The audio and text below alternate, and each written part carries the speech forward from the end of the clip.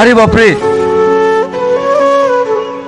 আরে না, আরে ভাই দাঁড়া, আরে তোরা সব মরছিস কেন? আরে দাঁড়া, আরে কি হয়েছে বলবি তো? ছেড়ে দে ওদেরকে, ওদের তুই বাঁচাতে পারবি না। কিন্তু কেন? ওই দেখ ওইদিকে আরো একজন ঝাঁপ মারছে। আরে তুমি তো ধরতে পারতো ওরে। এদের উপরে কালো জাদু করা হয়েছে, এদেরকে কেউ বাঁচাতে পারবে না। ওদেরকে ছেড়ে দে, তাহলে তো সবাই মরে যাবে, কারোর কোনো কিছু হবে না। তুই এদেরকে ছেড়ে দিয়ে আমার সাথে আয়। আচ্ছা ঠিক আছে চলো। ওই দেখ ওইদিকে ওই রাক্ষসটি এদের উপর কালো জাদু করেছে যাতে এরা সবাই মরে যায়। কিন্তু কালো জাদুর আচার আমার কেন করলো না? কারণ তুই এই শক্তিশালী মাদুল পরে আছিস এটার জন্য।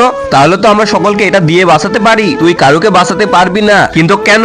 কারণ ওই রাক্ষসটি একসময় প্রেম করতো, কিন্তু ছেলেটি ওকে ধোকা দিয়ে ওকে মেরে ফেলে দেয়।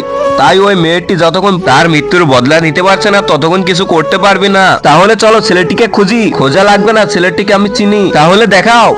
এই দেখ, আরে এটা তো আমি। হ্যাঁ, ছেলেটির চেহারা তোর চেহারার সাথে মিলে যায়, তাই তোকেই যেতে হবে। আমি যেতে পারবো না। দেখ বসো, তুই যদি যাস তাহলে এই পৃথিবীর লোক বাঁচতে পারে। ঠিক আছে চলো।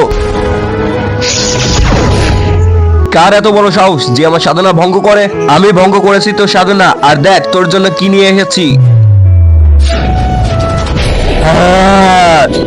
কিন্তু তার আগে বন্ধুরা, তোমরা কি আল্লাহ তাআলার এই ঘরটিকে ভালোবাসো নাকি মন্দিরে এই ঘরটিকে ভালোবাসো?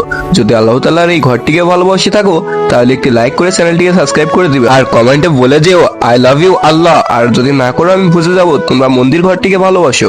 আমাকে তুই ছলনা করে মেরে ফেলেছিলিস, এবার দেখ কেমন লাগে। ইহা হা হা হা হা। আজকে আমি মুক্তি পেলাম।